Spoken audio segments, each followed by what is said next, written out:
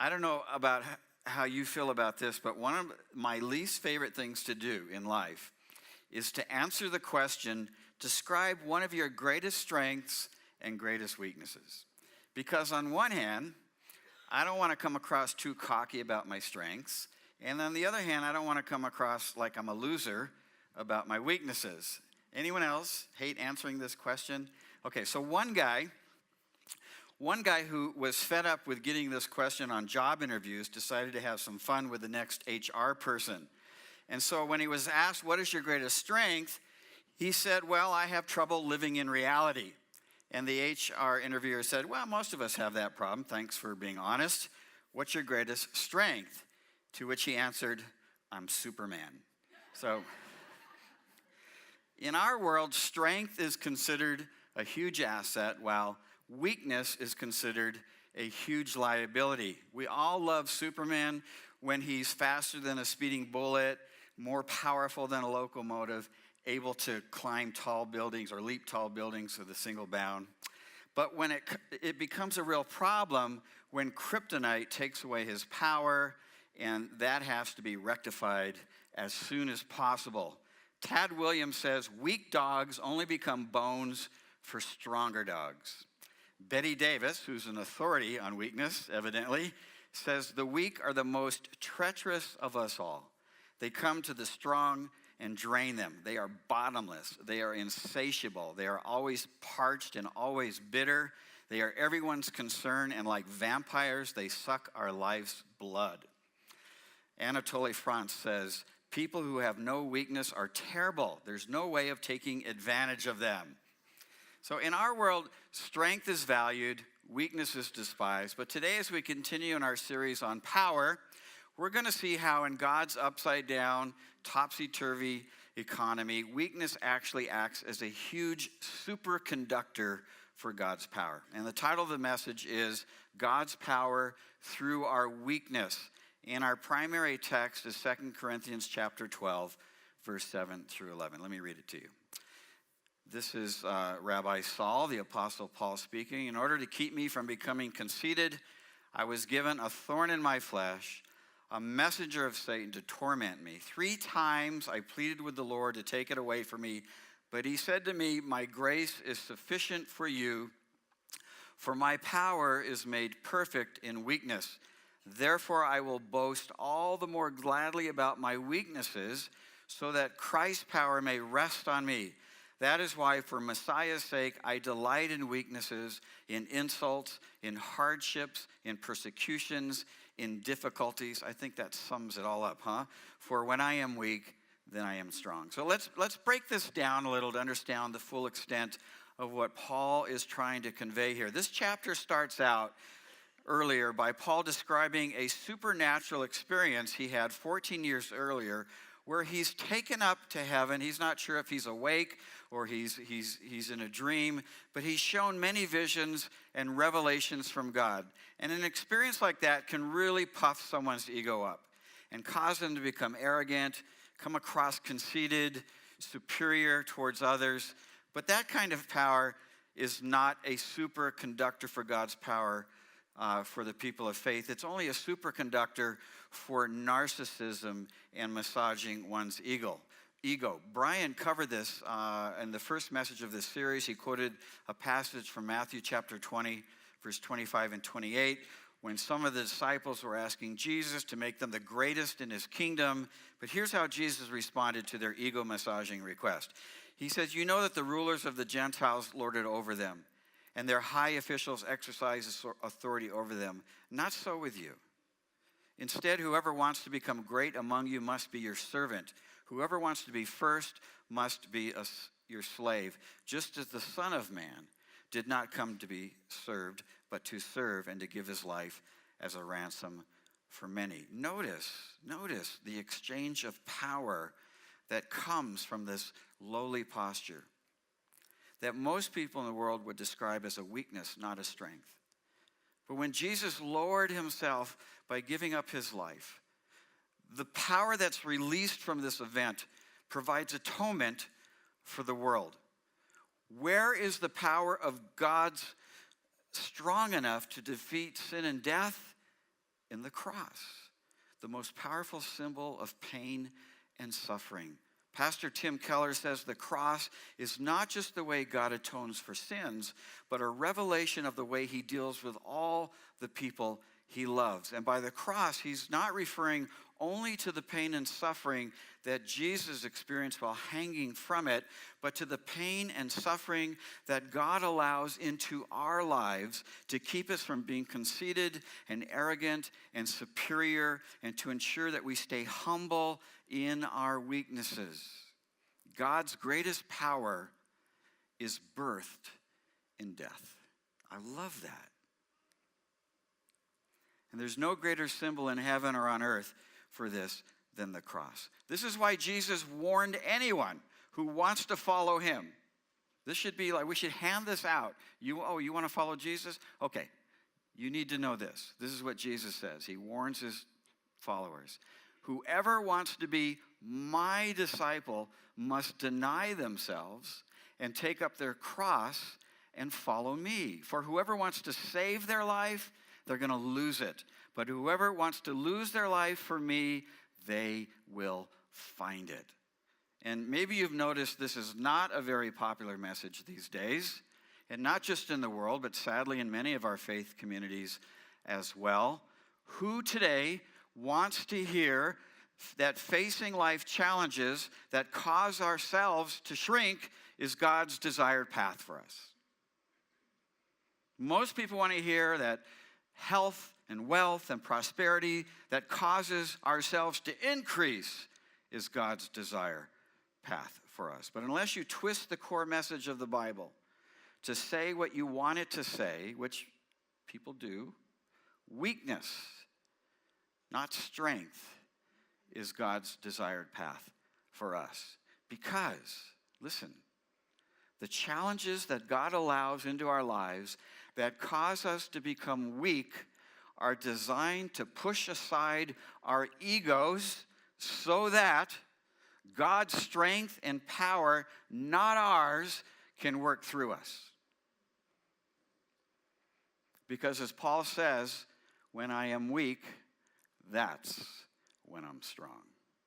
And so let's look again at our text in 1 Corinthians 12 to learn more about how this works. Paul starts out by saying, to keep me from being conceited, from being all about me and my ego, there was given to me what he calls a thorn in the flesh, which is simply a language idiom of that day, describing some serious, persistent challenge that Paul has experienced. I don't know, have you ever been hiking and you begin to notice that a small irritating stone has worked its way to the bottom of your shoe? And at first it's just slightly a noticeable irritation, but the more you go on, it gets worse, and eventually you have to stop and take it out. That's what a thorn in the flesh is like. But in this case, Paul can't take it out. And although Paul identifies the source of this challenge to be a messenger of Satan, the ultimate source of Paul's challenge is clearly God in this text, who sometimes uses Satan and his dirty bag of tricks to accomplish his will. Pharaoh, King Saul, Job are just a few examples of this in the Bible. And Paul says he pleaded 3 times with God to take this serious life challenge away, which basically means he asked over and over, probably 1,000,000 times, for God to take it away. And each time God came back and said no. But can you imagine a super spiritual, godly man like Paul not getting his prayers answered by God? And if you haven't noticed by now, this passage messes with a lot of theological constructs. Not everything in the Bible is as black and white as some would like to believe. And the fact that God sometimes uses Satan as a tool to mess with us? What? And that Paul can't seem to get Satan out of his life no matter how hard he prays? What? Is going to challenge many theological paradigms. God's answer to Paul about why he refuses to remove this challenge from Paul is, My grace is sufficient for you, for my power is made perfect in weakness. In other words, God is saying, first of all, anything that makes you lean more on me is a good thing. And secondly, he's saying, I love to empower people who lean on me. And this is not theoretical for Paul, is it? Paul's not looking forward to a situation that might happen in the future. He's looking backward to the power that he's already experienced because of this challenge.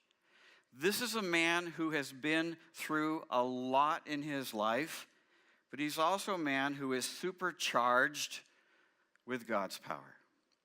And because of this reality, Paul goes on to say, therefore, I will boast all the more gladly of my weaknesses so that Christ's power may rest on me. Do you see what he's saying here? Bring it on, God. Give me your best shot. Because the more I become weak, the more your power flows through me. And he takes it one step further by saying, this is why, for Messiah's sake, I delight in weaknesses, in insults, in hardships, in persecutions, in all kinds of difficulties. For when I am weak, then I am strong. Wow, this is not going to make the Times bestseller list anytime soon, is it? Sorry, it's really dry. My head's cold and my mouth is dry. By the way, I was sicker than a dog yesterday. I told Andrea, next time I decide to give a message on power through weakness, tell me, don't do that.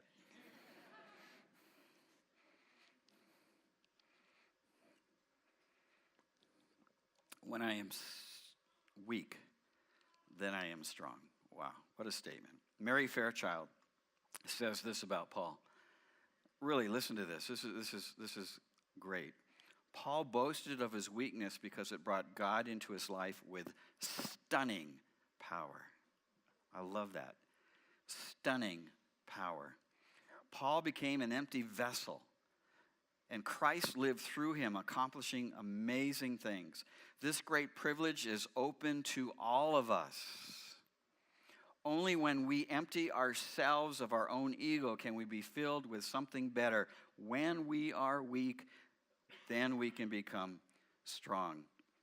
What Fairchild is saying here is absolutely true. But I have to say this, after being a pastor for 30 years, let me just say, I've never, ever seen anyone empty themselves of their own ego. Even if they know that it's a really important thing to do. Emptying ourselves of our ego is a task that only God can do. And he does it by slipping challenges into our lives. Very crafty, this one. And then once our containers become empty and fragile and weak, he refills them back up with Jesus. And here's a principle worth learning. The more we die to ourselves, the more Jesus has room to live in us. And the more Jesus lives in us, the more power, more of God's power can flow through us. It's not enough just to say, Jesus lives in me. The real issue is how much of Jesus lives in me. And that all depends on how much of myself has faded away. And to this end goal, Paul says, I delight in difficulties because when I am weak, I am strong. He says it this way in 2 Corinthians chapter 4, 7 through 12. He says, we have this treasure in jars of clay to show that this all-surpassing power is from God, not from us. We are hard-pressed on every side. Oh, yeah. But we're not crushed. We're perplexed, but we're not in despair. We're persecuted but not abandoned. We're struck down but not destroyed. We always carry around in our body the death of Jesus so that the life of Jesus may also be revealed in our body. For we who are alive, listen to this, are always being given over to death for Jesus' sake, so that his life may also be revealed in our mortal body. We who are alive, raise your hand if you're alive. Okay, you didn't raise your hand. Check that person's pulse, okay. We who are alive are always being given over to death.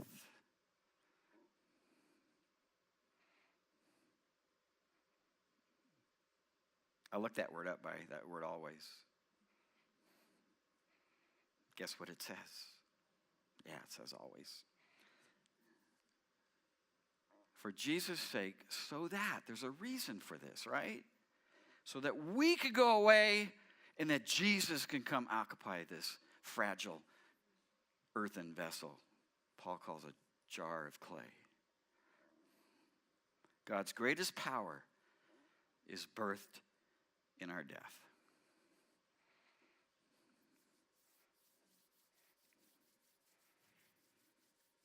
You can't have a resurrection if you don't have a death. And that's what God's doing. He's resurrecting us.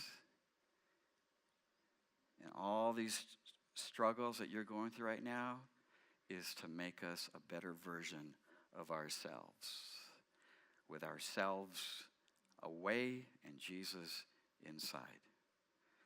Does that make sense?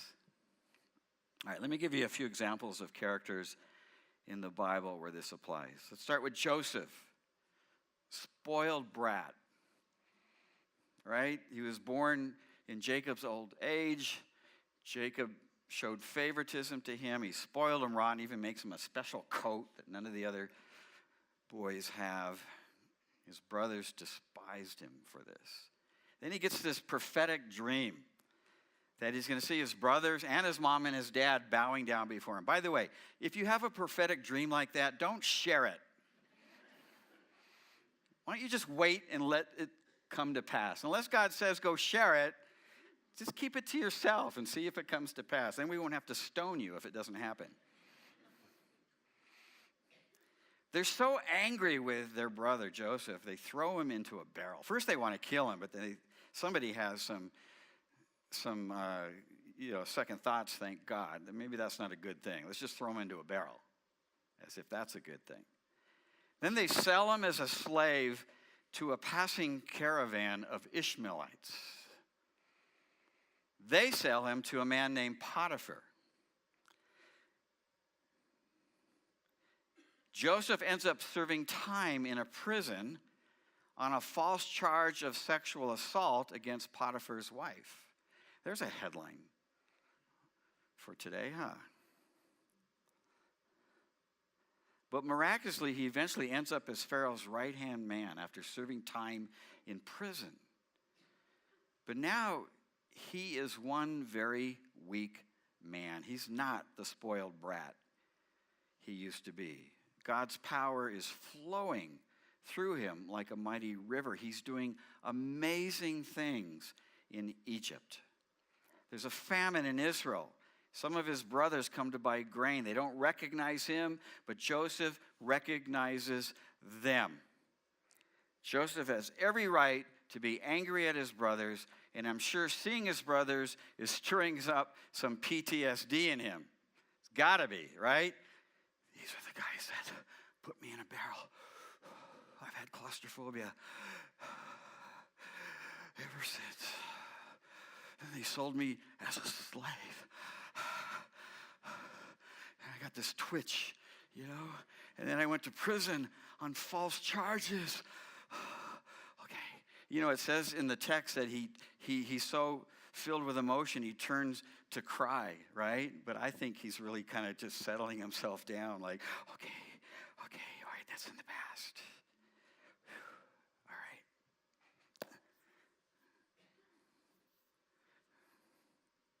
right. He sends them away with some grain. They come back. He tells them who they are. Listen to what he says to them. This is Joseph. He has every right to be pissed off. This is what he says. Don't be afraid. Am I in the place of God? You intended to harm me, but God intended it for good to accomplish what is now being done, the saving of many lives. So then, don't be afraid. I will take care of you and your kids. And he reassured them, and he spoke kindly to them. That's a guy who's been emptied and refilled. How about Moses? Moses starts his life floating down the Nile River, ends up living in Pharaoh's household. He's treated like a son. He grows up strong and powerful and very entitled.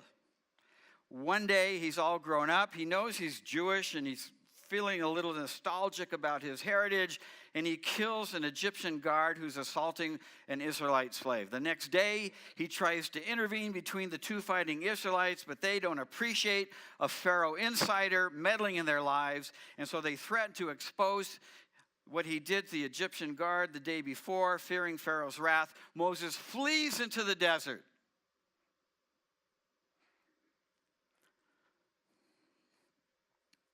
He'll spend the next 40 years there tending sheep while his ego fades away. Until one day he stumbles upon a burning bush.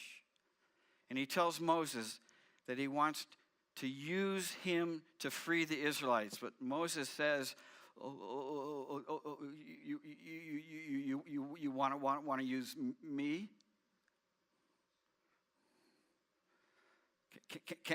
Can't you see I stutter?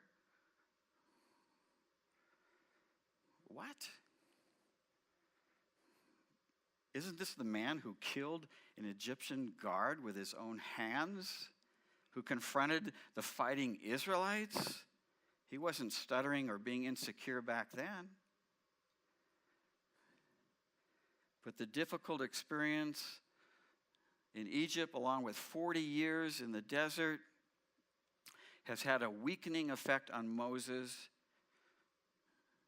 but he's perfect for a seemingly impossible and scary task. Unlike his first try back in Egypt, there's now room for God's power to work through him. Moses will go on to be the greatest name in Judaism even to this day. Deuteronomy 34:12 says, "No one has ever shown the mighty power or performed the awesome deeds that Moses did in the sight of all Israel." Wow.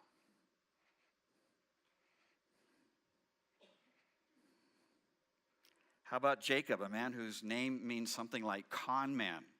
And he lived up to it. He was a slimy, lying, conniving man, robbing his brother Esau of his inheritance, robbed his uncle Laban of his sheep, till one night he ends up wrestling all night with God.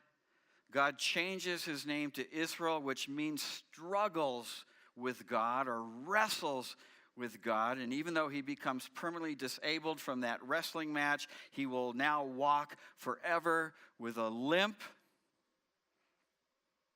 He will go on to father the 12 tribes of Israel, who will forever bear his name, the Israelites, the ones who struggle with God, a people chosen by God. Genesis 32:28 says, "Your name will no longer be Yaakov, but Israel, because you have struggled with God and with humans and have overcome." Yeah, he has overcome. He limps. He's a perfect vessel for God. How about David? David was anointed by God as king over Israel, but then immediately he's on the run for his life for the next 15 years. Can you imagine a young man anointed by God through the prophet Samuel as king, and the next day he's got to run for his life because Saul wants to kill him?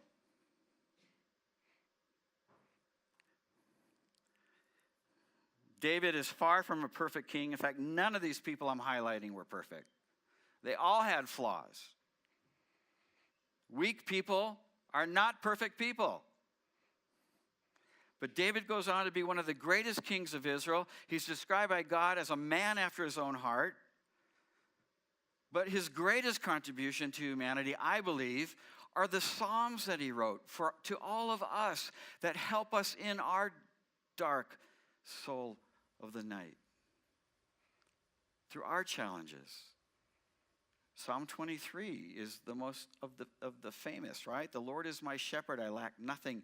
He makes me lie down in green pastures. He leads me beside quiet waters. He refreshes my soul. He guides me along right paths for his name's sake. Even though I walk through the darkest valley, I will fear no evil, for you are with me. Your rod and your staff, they comfort me. These Psalms are written by a guy who knows what it's like to live in the dark.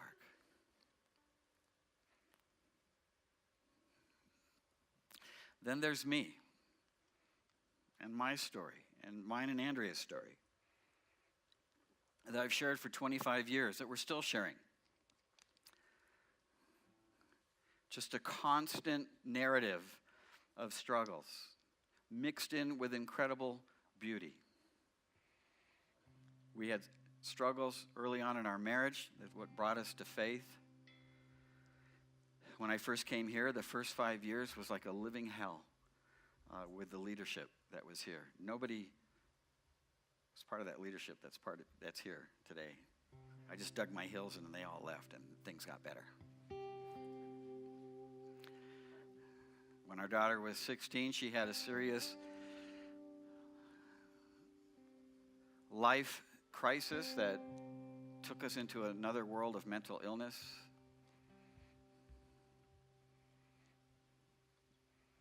You know that we had my granddaughter live with us for 2 years. Was really struggling from some assault that she had experienced. And ever since Michael left here last January, he hasn't talked to me or Andrea. Really hurt. It's been hard.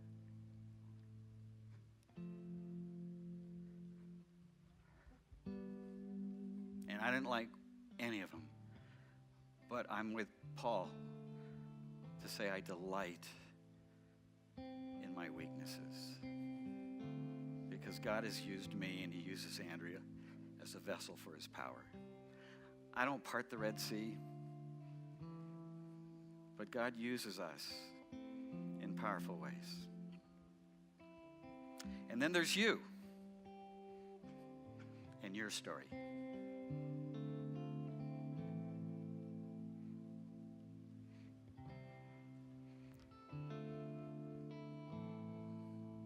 God desire for you is to empty you of yourself. Not to lose yourself, but just to lose the ego part of you so that he can come in and fill you up and use you in mighty ways. I don't care what you're going through, that's the answer. You may not see it right now, you may not even want to go there right now. But someday you'll look back and you'll say, I like the newer version of me. So Lord, may we resonate with Paul, even though it's hard to say that we delight in these thorns of the flesh, these rocks at the bottom of our feet that we can't get rid of. It's a paradox because we're really not becoming weaker, we're becoming stronger. And so help us to accept what you let into our lives. And I pray this in Jesus' name. Amen.